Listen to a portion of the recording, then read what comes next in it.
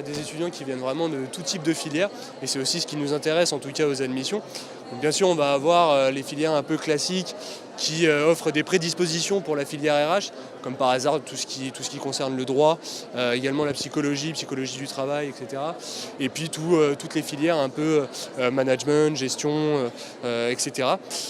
Encore une fois, ce qui nous intéresse, c'est cette diversité de parcours qu'on peut avoir. Aux admissions, l'an dernier, on avait des personnes qui avaient fait des parcours en hôtellerie, par exemple. Quand on y réfléchit, en fin de compte, il y a le contact humain aussi qui est là, qui est présent. Des personnes qui avaient fait de la filière langue, et puis vraiment, sciences sociales, etc. Effectivement, on retrouve certains patterns, on va dire, chez les étudiants. Mais petit à petit, on se rend compte en fait que les RH, avec la large gamme de métiers qu'il peut y avoir en termes de débouchés, s'ouvrent à plein de types de filières. Alors on est une école qui a plus de 7 universités partenaires, donc principalement dans des pays anglophones.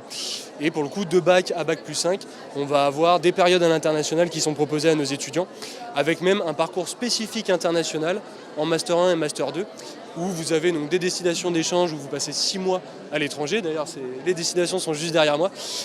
Et puis, alors le vrai plus, c'est surtout au niveau du Master 2.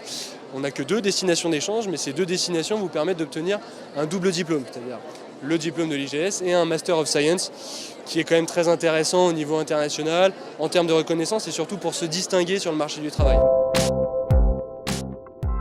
Alors, nos diplômés peuvent avoir vraiment tout type de métier à la sortie de l'école. Déjà, on sait que 87% de nos diplômés en moins de 6 mois ont obtenu un CDI après leur Master 2. Et puis ça va vraiment être sur toute la gamme de métiers RH. Après, il ne faut pas oublier que nous, on est une école déjà spécialisée en RH et qu'on a gardé volontairement une formation généraliste parce qu'on forme avant tout les cadres et dirigeants en ressources humaines. Et dans le cadre d'une progression professionnelle plus tard, c'est important de pouvoir maîtriser l'ensemble des compétences RH. Donc en fait, nos étudiants vont se spécialiser via leur stage, leur alternance éventuellement, en recrutement, en paye, peu importe, en marque employeur. Et vont souvent, juste après le bac, travailler dans ces secteurs spécifiques. Rares sont ceux qui vont aller tout de suite en start-up pour être RRH ou quoi que ce soit tout de suite. On va avoir plus des spécialités et puis petit à petit, parfois en 3 ans, parfois en 5 ans, parfois en 10 ans, avoir une progression graduelle en fait, au sein de l'entreprise vers des postes vraiment de cadre RH.